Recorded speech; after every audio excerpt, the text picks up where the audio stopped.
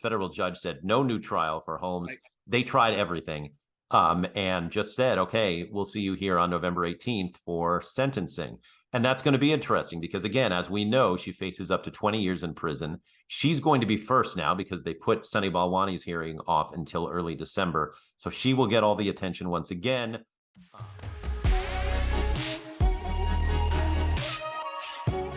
Hi, everyone, and welcome to the Friday, November 11th, Veterans Day installment of the Silicon Insider, the only uncensored look at life and business in the Valley. My name is Mike Malone. I'm here with special contributor Scott Budman, technology reporter for NBC Bay Area. Our producer is Jordan Henderson. Our East Coast correspondent is Bob Grove. And as always, the host is the Silicon Valley Business Journal.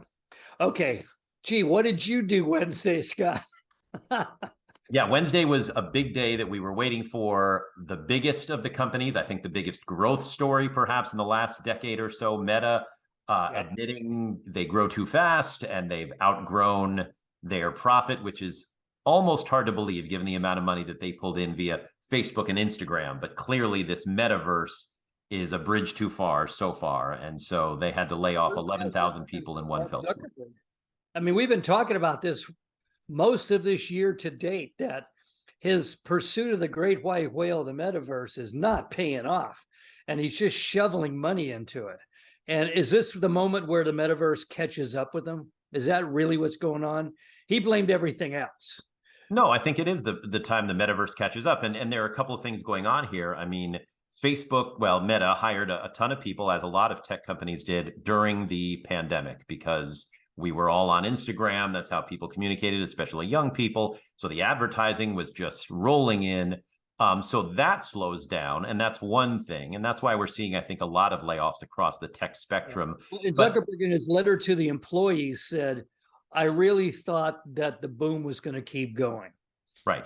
But I also think he needs to take responsibility for the metaverse itself. That was never a boom. I mean, we haven't seen anything from that yet. So the Instagram, Facebook, WhatsApp boom of the pandemic is, the slowdown there is perhaps responsible for some of this. But I think a lot of it, I would say the great majority of it, can be pinned on Zuckerberg's really betting the farm on this metaverse that just hasn't happened yet. And think of all the money going in there and none of it's coming back. And he's lost his number two. Right. I mean, Sheryl Sandberg was the adult in the room, and she walked out apparently over his obsession with metaverse.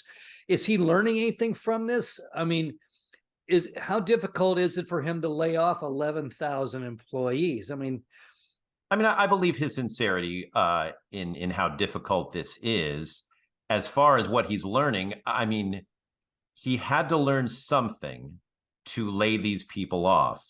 As cruel and rough as it is to have a mass layoff, and 11,000 people in one fell swoop is a big, big layoff, no doubt. And that's why I think, and there's a cruelty to Wall Street that we've seen forever, when a company does trim the sails, its stock price often goes up. And I think investors are saying maybe Zuckerberg has finally learned that you can't just shovel coal into this engine without anything coming back. And there are plenty of companies that take a long time to develop something, R&D, biotech, but to say, hey, we've got this great metaverse and for nothing to show, I think investors just flat out got impatient with him. I was thinking about precedents of this, and I hearken back a little bit to HP with Carly Fiorina, that she had a good, solid company. It wasn't doing great, but it was still top of the game. And she wanted to find some exciting new business to go into. And she tried to go into the service business. And then instead, that didn't work. So she went after Compaq and damn near destroyed HP. Craig Barrett decided to take Intel, which was literally the most valuable company in the world at that moment, and have it pursue networking chips instead of pursuing mobile. And we see look what's happened to Intel ever since. They're still trying to catch up on that mistake, which was almost 20 years ago. Is Meta facing the same thing? I mean, I was asking in an interview yesterday, is this the end of Meta? And I said, no, I don't think so. They got 1 billion users, but I think it's the end of the beginning of Meta, of the period where they were really an exciting, still young company. And I think that Mark Zuckerberg might be pursuing this kind of like Carly Fiorina did him. He's always built his company brilliantly. Facebook, then Instagram, then WhatsApp. You go out and buy the newest hot thing for kids. And right now that's foreclosed because he can't buy TikTok. Yeah, I mean, and yet everything you said, I think, might be going through his mind. Let's wind it back just a little bit. HP, even under Fiorina, was struggling with relevance. And yeah, you go into services, you do it wrong, you find out later. I mean, who's the king right now? Apple. How are they making a lot of money? Services. IBM sold off PCs to get into services. They did it right. HP just kind of swung and missed, but they were worried about becoming irrelevant. Intel missed the mobile revolution. They'll pay for that as long as there is an Intel, because who took over? Qualcomm, the mobile chips, NVIDIA with their chips. I think in the social networking / internet space, Zuckerberg was thinking of a similar lesson. And I bring up Yahoo and I bring up MySpace and companies that were hot and then became irrelevant. And now he looks to the other side and sees TikTok, to a far lesser extent Snapchat, but there are companies out there, even Twitter, that are doing relevant work. And I think he's afraid of going in that direction and becoming the next Yahoo. Now, should he have just bet the farm on the metaverse? I think the other thing you said would have been a better plan, which is to buy the next hot thing. If you talk about metaverse success right now, there aren't many companies you can talk about, but I think Roblox is one of them. It established itself. It took itself public. It's got a huge audience of young people who love to play games in the metaverse. If Facebook had somehow just bought them, I think that would have been their entree in the metaverse. It would have cost tens of billions, but at the same time, it would have saved tens of billions. And I think the world would be a different place right now. Instead, you have a publicly traded Roblox kind of struggling, trying to stay out there. And then you have Meta, which has just been keel-hauled in the public markets because of its insistence on trying to do something new. Well, I suspect there's thousands of former Facebook employees that are nodding agreement right now. Well, to what you said.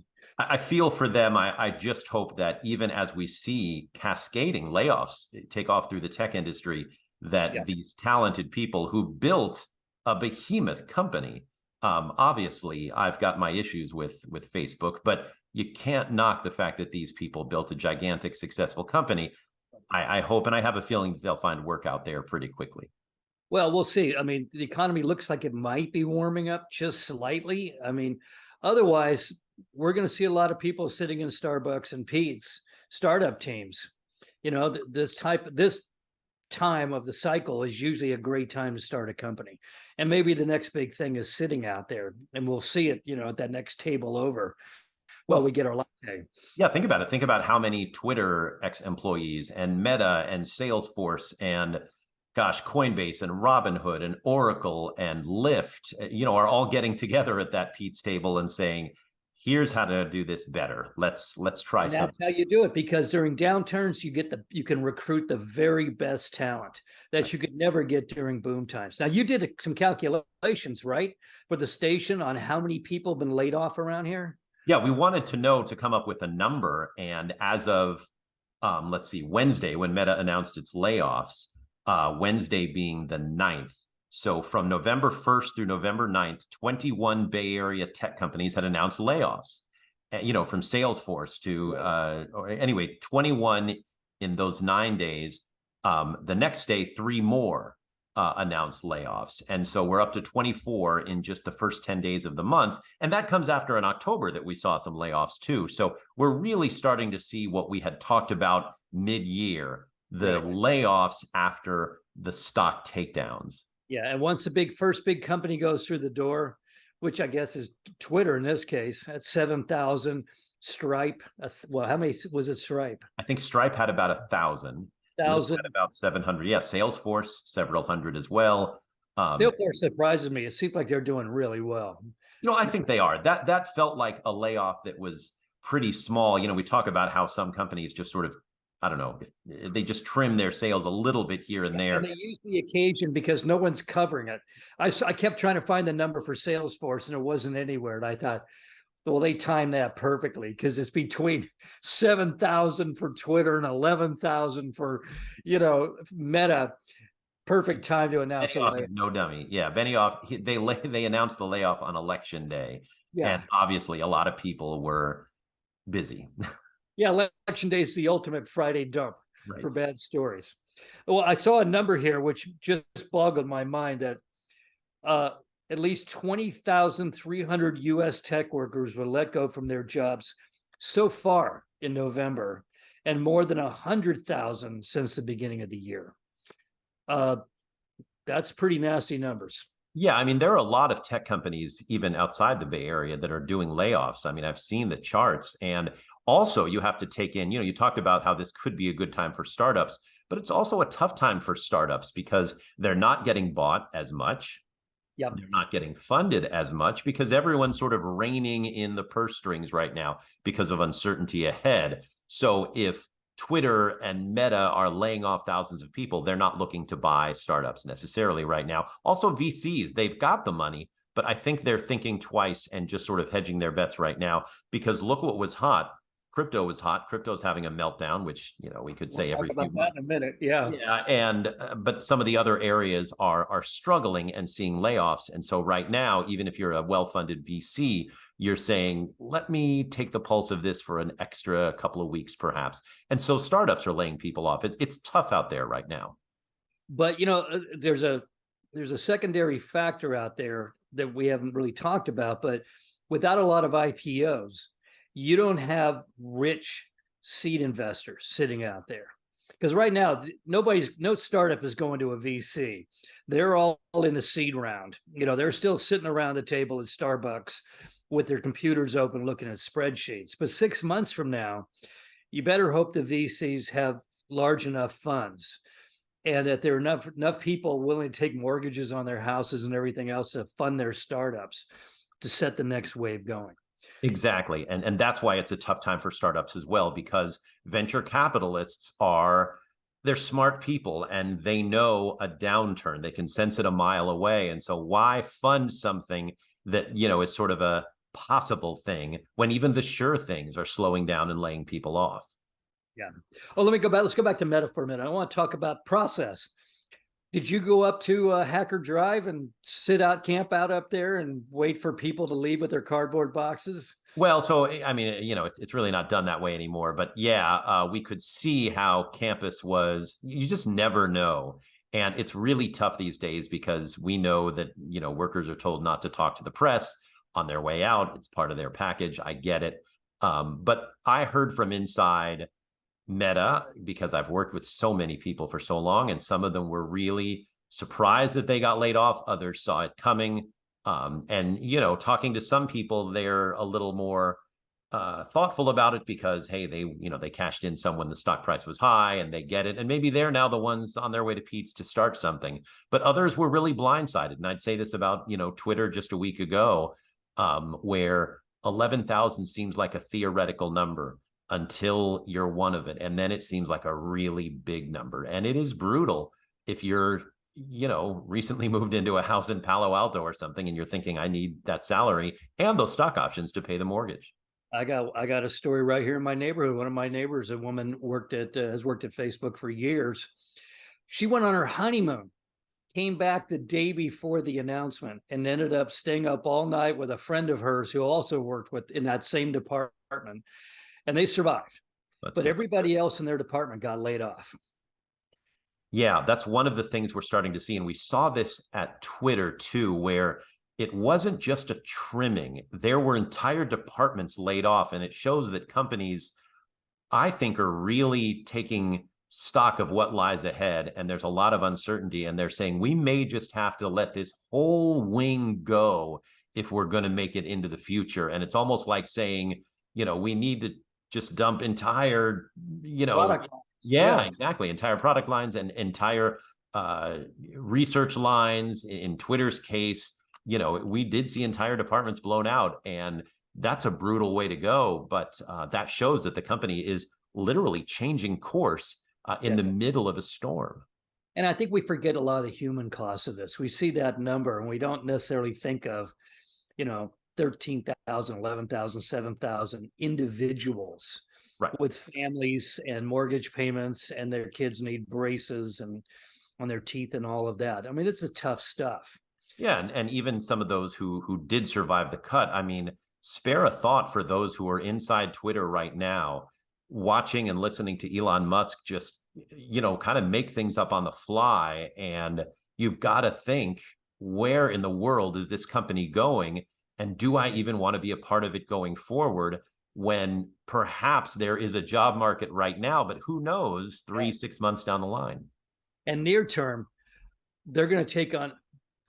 I personally knew a gentleman, my cat. He's going to jump on top of the TV. This will be quite a sight. Yeah. No, I knew a gentleman. He was actually my scoutmaster, and they had big layoffs at his company.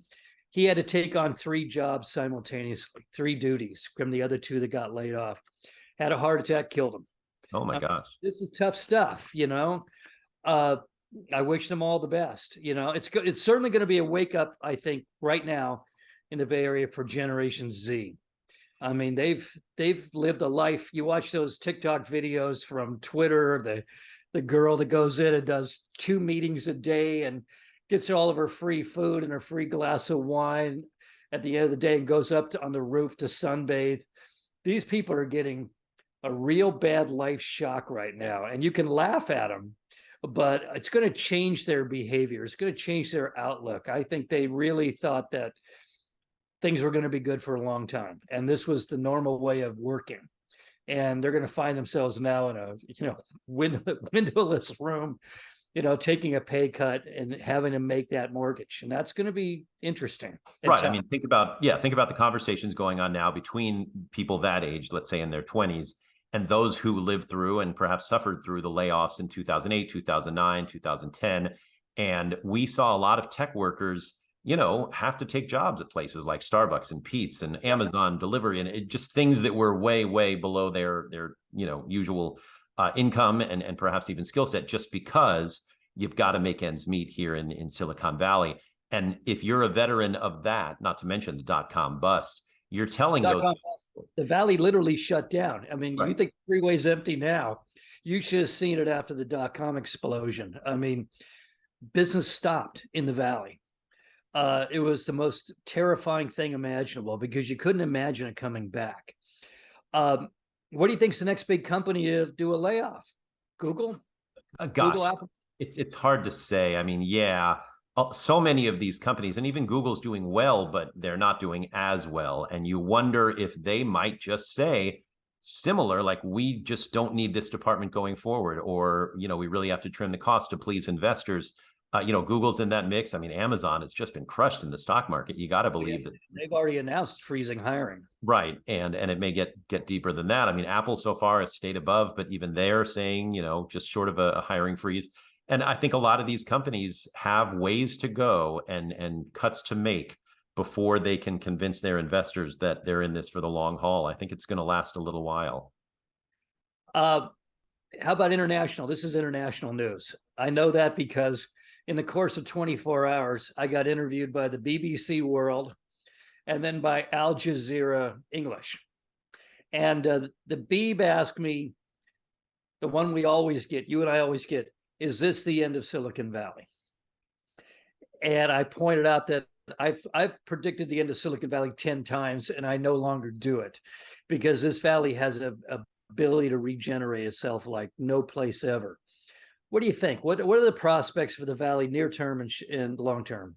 Well, I think you've hit it on the head. We've seen this before, and I may not have seen it 10 times, but I've seen it a couple of times where the valley had to slow down and really, regroup and sort of wait for some of those startups to develop and wait for the venture capitalists to get an appetite for risk again to fund these companies. But Google came out of the dot-com bust, and think of all the apps and companies that came out of 2008 and 2009. The Valley does do that. Now, the challenge, I think, is not innovation and good companies and exciting ideas. The challenge, I think, is convincing young people to live in an area that's so prohibitively expensive, Right. and say, hey, give us 5 years and we'll make you a millionaire. We'll discover something or we'll develop a new product. But during those 5 years, how do you survive if the rent is, $2,500 for a 1 bedroom? I mean, it's just gotten so crazy. And so maybe one of the changes we see short term is a lowering of that barrier. Housing prices come down because they're not selling, rents come down because people don't need to live here. And then that helps seed the long-term growth, which I believe will come back. But you need the next big thing. And in all of those, there was something hidden. I mean, even during the dot-com crash, there were 4 or 5 companies like Google, that were waiting in the wings, that no one had really noticed them. And then a few years later, when everybody left the valley again, all the social networks started appearing. I don't see one right now. Is it med tech? I mean, that seemed to have its day, and now nobody's investing in med tech anymore. Going to turn out to be more complicated than anybody thought. Let me push back on that, because I've seen some funds that are focusing on women's healthcare, and that's a hot field. And you're seeing some female VCs who traditionally don't get the funding, and female CEOs who traditionally don't get the funding, and they're working together to say this is a gigantic, important field. So right. I always like med tech and biotech, and I think the 2 hot things right now are in that field, healthcare, but also crypto. And I think if people put their bets on crypto, it's going to take a long time before we start creating jobs, because that's been just so volatile. So I'd like to think that, the next big thing is, let's say, biotech or climate kind of tech. And we're starting to see some movement there and some urgency in those areas. I think it's also going to be some sort of home learning. I think a lot of parents are pretty upset with that, what happened during the lockdown, and they've gotten used to having their kids home. A really efficient educational operation designed to help kids learn at home might turn out, to be a huge thing. I think homeschooling is becoming one of the hottest fields out there, including college education. But we'll see. I mean, the whole point is the next big thing is something that none of us predict. It's some guy or woman sitting out there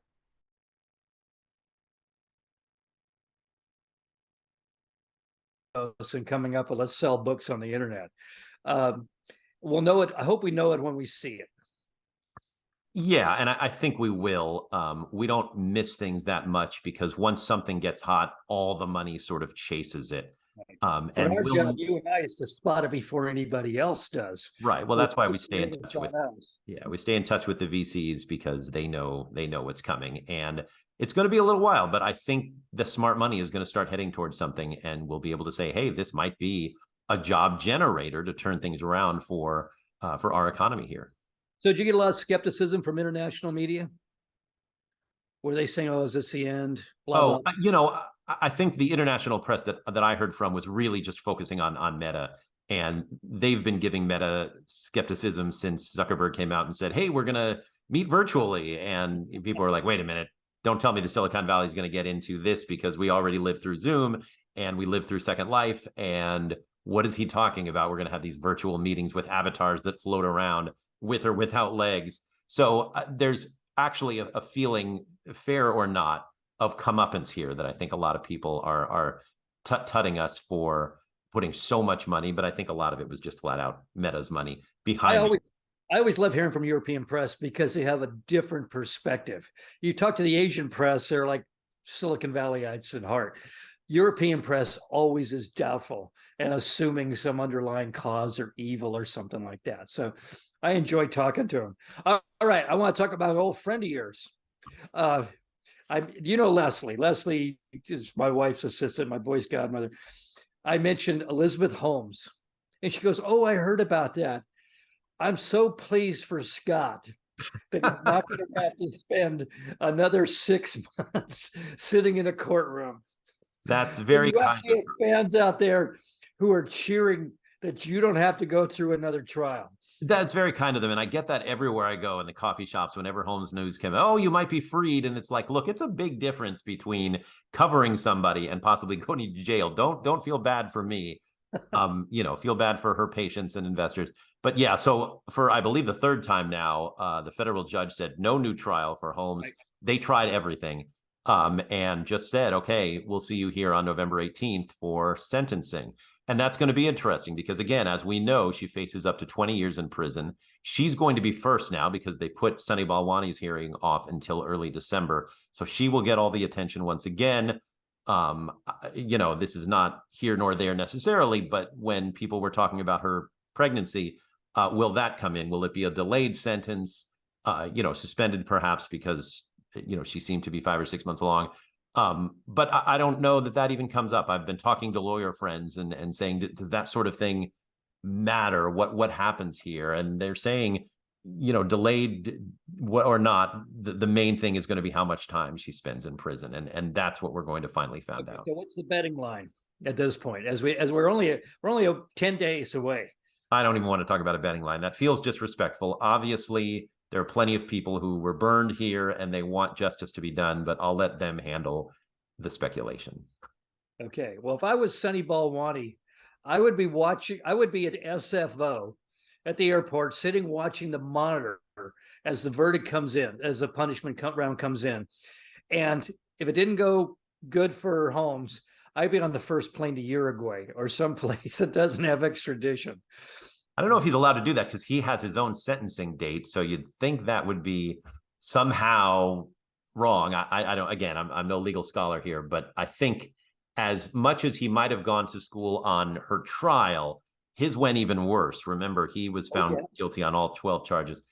So it's hard to imagine that perhaps the COO goes to prison for longer than the CEO of a company that they were, found guilty of conspiracy to fraud investors, but perhaps it'll be the same. And he's got to be watching this, and whatever number she gets, I can't imagine that he'd be happy with a high number. Yeah. Okay. One final thing. You've already brought it up before we run out of time. Crypto. Should I give you a hard time? A couple of weeks ago, you said crypto's finally showing stability. It's not as volatile as it used to be. Yeah, I said Bitcoin. As always, acted like a 12-year-old, and now it's completely crashed. Yeah. So this is interesting. So yeah, I mean, I admit I called Bitcoin, which had for months been around 20, 21,000 and then plummeted to about 16, 17 because of what just happened this week, where FTX, one of the exchanges, was struggling mightily, as many of these things are. It was going to be bought out by another one, Binance, more local. And then Binance said, you know what, we did our due diligence and FTX is just not worth buying. And so instantly FTX and its CEO, Sam Bankman-Fried, who was seen as some sort of a stable force in crypto, for whatever that means, admitting he screwed up. He went on Twitter and used even harsher language to talk about how badly he ran this thing. And so that's another one that bites the dust because they were lending out, I mean, gigantic sums of money. I can't imagine why a crypto company is going to do anything other than just protect its own assets, or the short part of that word. Because they're kind of, they pretend to be a bank, right, but then they act like speculators. Yeah, and that took everything down, because if crypto gets hit again, and it did get hard hit over the week, Coinbase is hit, Robinhood is hit, even Jack Dorsey's was Square, now it's called Block, is hit. The whole thing just keeps collapsing and then finding ways to somehow stay optimistic. And again, even on Thursday, after Wednesday's collapse, Bitcoin rose like $1,000 a coin. People just really want to believe in that. And yet there's all this outside stuff that continues to just crash and burn around crypto, because either it just got so far ahead of itself. People still want it, though. They still like the idea of crypto and they want to be part of it. Right. And that seems to buoy the industry up no matter how many scandals it has. It's true, but there's a difference between wanting a different way or a different currency and just pouring billions of dollars into something investment-wise that really hasn't, come through yet. It's just proven to be a big money pit. Like the metaverse. Like the metaverse, yes. I want to mention Bitcoin fell below 16,000 for the first time in 2 years. And Ethereum fell below 1,200 for the first time since crypto's crash last summer. Okay, well, I think I'll stay out of that, and I think I'm going to head on over to the local Pete's and look around for older people sitting with their laptops, all quietly huddled together talking. That'll bring back my optimism about the state of the industry right now. And the market went up to Thursday, and we're waiting on Friday's results. So maybe good times are just around the corner. We'll see. Of course, that's what they said in 1935 too. Okay, that's it for now, folks. You can find us on the Silicon Valley Business Journal homepage, as well as on Spotify, Anchor, Google Podcasts, Apple Podcasts, LinkedIn, and YouTube. Have a great 3-day weekend, and we'll see you next week. Bye-bye.